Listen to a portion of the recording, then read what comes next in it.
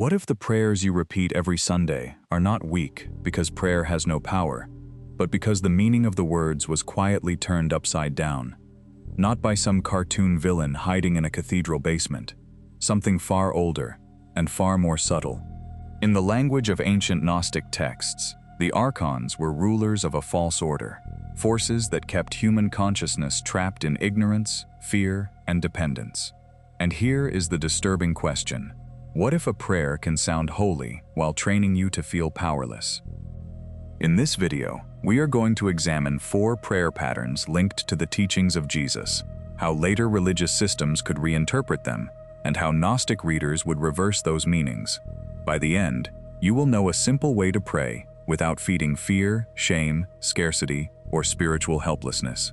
And the 4th pattern is the one most people never question, because it sounds like the most faithful sentence of all. Most people were taught that prayer works in one direction. You are down here. God is up there. You are lacking. God possesses. You are guilty. God decides whether to forgive. You are in danger. God may protect you. So the entire spiritual movement becomes vertical.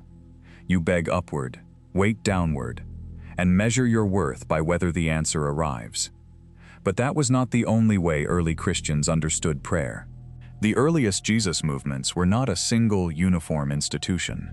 They were scattered communities with different languages, practices, and theological emphases. Even the New Testament preserves different versions of the Lord's Prayer. Matthew gives a longer form. Luke gives a shorter one. The Didache, an early Christian teaching text, instructs believers to pray a form of the Lord's Prayer 3 times a day. Already, the evidence shows something important. Prayer was living tradition before it became fixed liturgy. Then, history accelerated. By the 4th century, Christianity was no longer only a network of marginal communities. It was becoming tied to imperial structures, councils, bishops, creeds, and standardized worship. That does not prove a secret conspiracy. It proves something more ordinary and often more powerful. Institutions standardize language. Standardized language shapes imagination, and imagination shapes what people believe is spiritually possible. Now add another piece. In 1945, near Nag Hammadi in Egypt, a collection of ancient manuscripts was discovered. 13 codices preserved more than 50 tractates, many associated with Gnostic or alternative Christian traditions. These texts were copied centuries after Jesus, so they are not stenographic records of his private teachings. That matters, but they preserve a radically different spiritual mood. Again and again, the problem is not simply sin. The problem is ignorance, forgetfulness, misidentification. The human being does not merely need pardon from outside. The human being needs awakening. Do you see the contradiction? If salvation is mainly awakening, then a prayer that deepens unconscious dependence can become spiritually counterproductive. If the divine spark is something to awaken to, why would the highest form of prayer train you to experience yourself only as a powerless beggar? This is where the story becomes uncomfortable, because maybe the greatest distortion was never changing every word. Maybe it was changing the emotional posture behind the words. I call this the 4 reversals. The idea is simple. A prayer contains more than sentences. It contains a position of consciousness. 2 people can say the same words while practicing completely different inner realities. One says Father and feels intimate participation. Another says Father and feels terrified distance. One asks for bread from trust. Another asks from panic. One seeks forgiveness to release the past. Another repeats guilt to keep the past alive. Same vocabulary, different spiritual signal. Think about a musical instrument. A guitar string can produce harmony or noise depending on tension, tuning, and resonance. The string itself is not the song. In the same way, words are not the whole prayer. Your attention, expectation, body, and interpretation become part of the prayer. This is surprisingly close to 3 different streams of thought. Ancient contemplative traditions emphasized inner orientation. Modern psychology shows that repeated language can reinforce patterns of attention and interpretation, and recent interest in breath, meditation, and nervous system regulation has reminded people that spiritual practice is also embodied practice. That does not mean thoughts magically control the universe. It means repetition trains the person doing the repeating. William James, in The Varieties of Religious Experience, understood that belief is not merely an opinion, it organizes perception. Viktor Frankl, in Man's Search for Meaning, later emphasized that meaning changes how a person relates to suffering. Contemplative Christianity said something similar in spiritual language. The state from which you pray matters. Now bring in the Gnostic image of the Archons. In texts such as the Apocryphon of John, Archons are cosmic rulers associated with ignorance and counterfeit authority. Whether you read them as literal beings, mythic symbols, or psychological forces, the function is similar. They keep consciousness asleep by convincing it that the prison is reality. So the four reversals are not a claim that archaeologists found a document saying, Archons edited 4 Sunday prayers. No such document exists.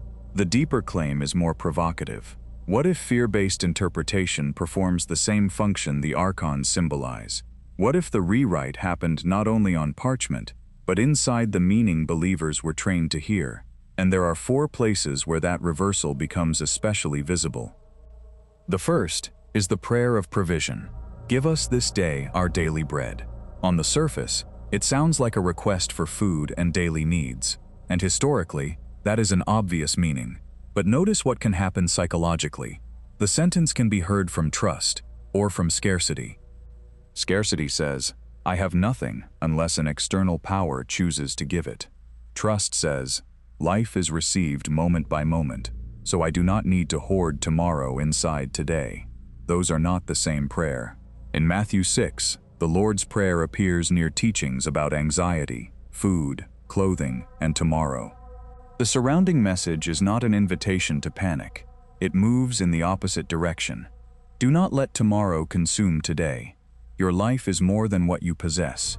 Seek first what is deepest, then let necessities find their proper place. So why do so many people pray for provision while rehearsing fear? Because repetition can preserve the words while losing the context. And this is the first reversal. Bread becomes begging. Dependence becomes helplessness. Receiving becomes scarcity. Would Jesus teach freedom from anxiety, then design a prayer whose emotional purpose was to intensify anxiety? The second is the prayer of forgiveness. Forgive us our debts, as we forgive our debtors. This may be one of the most psychologically powerful lines in Christian tradition.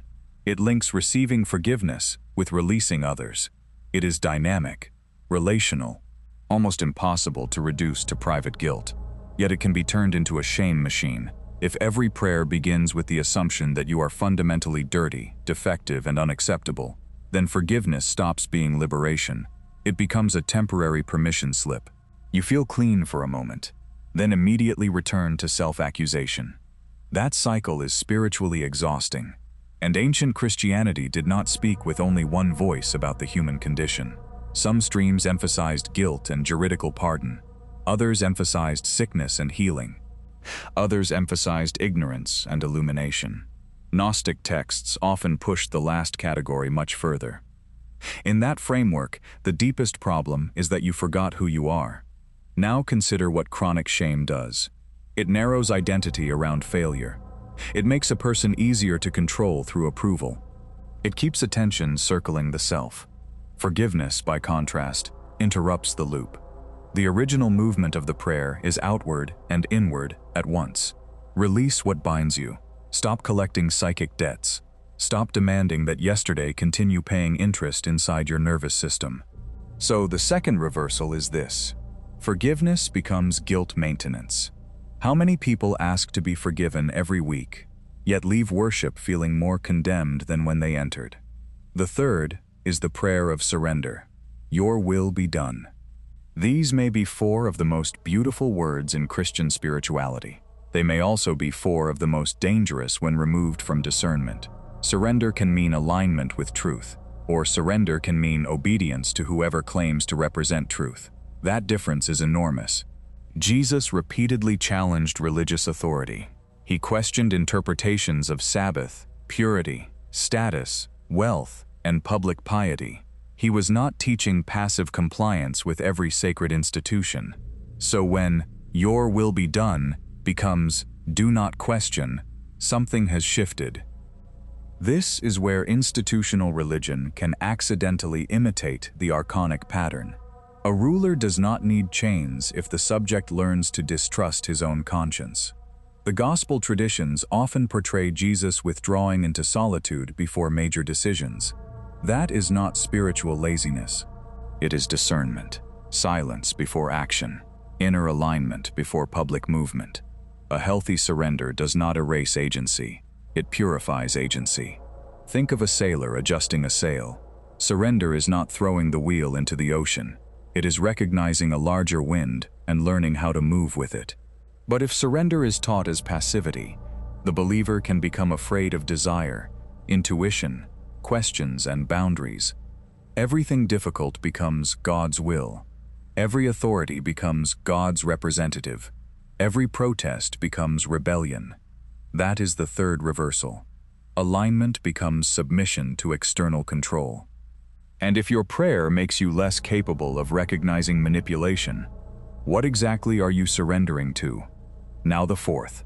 The prayer of protection. Deliver us from evil. This line touches one of the oldest religious instincts on earth. Human beings know vulnerability. We know violence, betrayal, illness, uncertainty, and death. Asking for protection is not irrational. But fear can colonize protection. Once that happens, the spiritual world becomes a battlefield crowded with invisible threats. Every mistake becomes an opening. Every doubt becomes an attack. Every uncomfortable emotion becomes an entity. Every stranger becomes spiritually suspicious. And suddenly prayer is no longer communion. It is emergency surveillance. The irony is brutal. A prayer meant to free you from fear can become a ritual that rehearses fear. This is where the Archon metaphor becomes especially useful. In Gnostic mythology, the rulers maintain control partly through ignorance and deception. But psychologically, fear itself can behave like a ruler. It narrows attention. It makes complexity look like danger. It rewards certainty. It prefers commands over questions. If you repeat a protection prayer while vividly imagining attack, your body may learn the attack more deeply than the protection. That is not mysticism, it is conditioning. Your nervous system responds to imagined threat in measurable ways. Heart rate changes. Muscles tighten. Breathing becomes shallow. Attention scans for danger. The body prepares for something that may not be present. Now compare that with slow contemplative breathing. Around 5 to 6 breaths per minute is commonly used in practices designed to support calm autonomic regulation. The words may be identical, but the embodied state can be completely different. One person says, "Deliver us from evil," while mentally feeding a catalog of invisible enemies.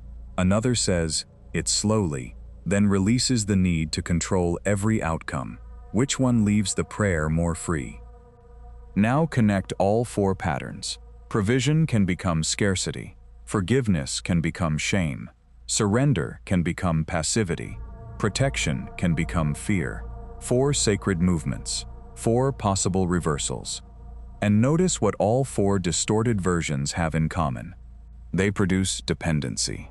You are too empty to receive directly, too guilty to trust yourself, too weak to discern, too endangered to rest. That is why the Archon symbol remains so compelling, even for people who do not believe in literal archons. It gives a face to a system of consciousness, built on disempowerment. But here is the part almost nobody talks about. You do not need a secret council, changing manuscripts for a spiritual message to be transformed. Meaning can be rewritten by emphasis. Repeat, "You are unworthy," for generations, and people will hear unworthiness, even inside words of love. Repeat obedience without discernment, and people will confuse compliance with faith. Repeat danger without peace, and people will turn spirituality into hypervigilance. This is how a living teaching becomes a control system, not always through evil intentions, often through incentives. Institutions naturally reward what preserves institutions. Religious organizations need stability. leadership structures, buildings, salaries, education, publishing, media, and donations. None of that is automatically corrupt. Communities cost money. But follow the incentive. A spiritually mature person can still belong to a church, yet a person who believes access to God depends completely on the institution is more predictable, more dependent, easier to retain.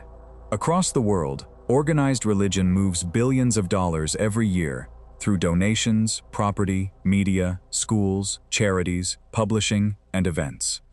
The exact number varies by country and definition, but the economic structure is obvious.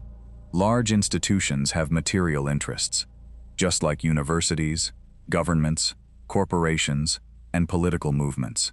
You do not need a global statistic to understand the incentive. Imagine a community of 10,000 regular supporters giving an average of $100 a month. That is $12 million a year. This is only an illustration, not an accusation. But once an organization depends on recurring support, stability becomes economically valuable. And control rarely requires a secret meeting. It can emerge through three ordinary mechanisms: repetition, authority, and social cost. Repetition makes an interpretation feel natural.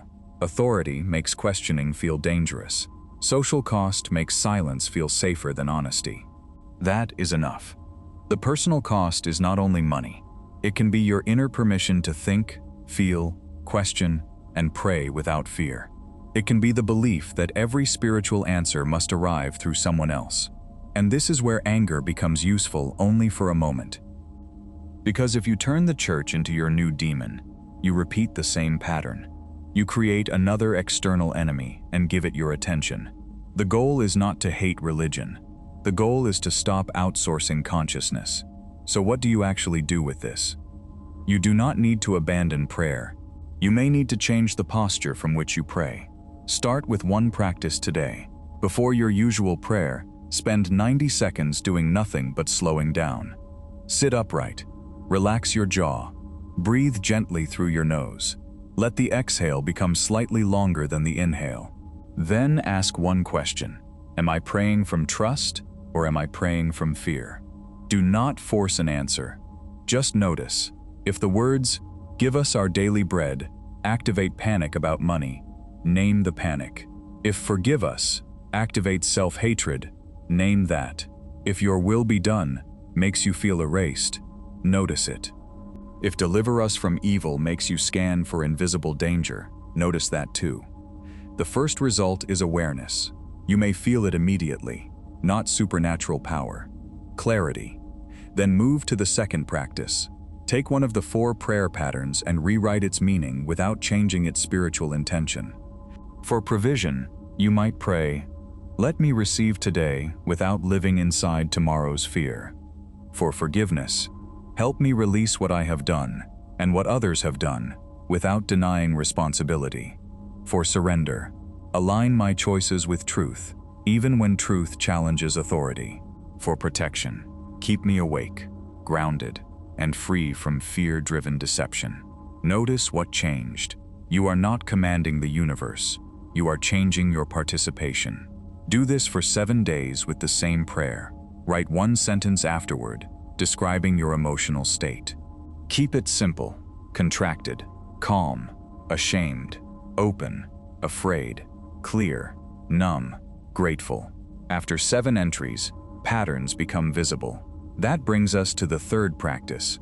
Once a week, pray the Lord's Prayer so slowly that each phrase becomes a question rather than a reflex. Take 10 to 15 minutes. After every line, remain silent. Our Father, what image of God appears? Give us this day. Do you feel trust or lack? Forgive us. Do you feel release or condemnation? Your will be done. Do you become more honest or more passive? Deliver us from evil. Do you become steadier or more afraid? This is contemplative interrogation. You are not interrogating God. You are interrogating the meanings installed inside you. And this practice is harder because silence removes the protection of automatic words. You may discover that some of your theology lives in your body before it lives in your beliefs. There is one major mistake to avoid. Do not replace one superstition with another. Do not start labeling every negative thought an archon. Do not assume every church tradition is a manipulation. Do not treat every ancient Gnostic text as historically superior, simply because it was suppressed or forgotten. Hidden does not automatically mean true. Ancient does not automatically mean pure. Alternative does not automatically mean liberating. The point is discernment. Within the first day, you may notice how different fear prayer feels from trust prayer. Within 7 days, you may see repeated emotional patterns. Over several weeks, you may become more capable of separating inherited language from direct spiritual experience. And that may be the most important recovery of all. Not a lost magic formula, a recovered capacity to pray awake.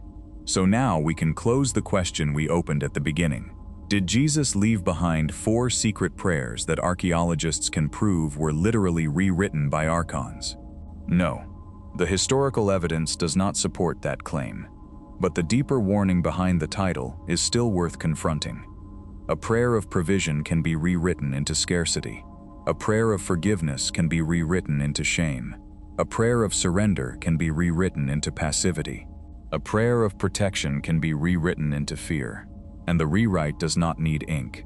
It only needs repetition without awareness. If you stayed this far, you are already doing something most people avoid. You are separating faith from automatic interpretation. That does not make you less spiritual. It makes your spirituality more conscious.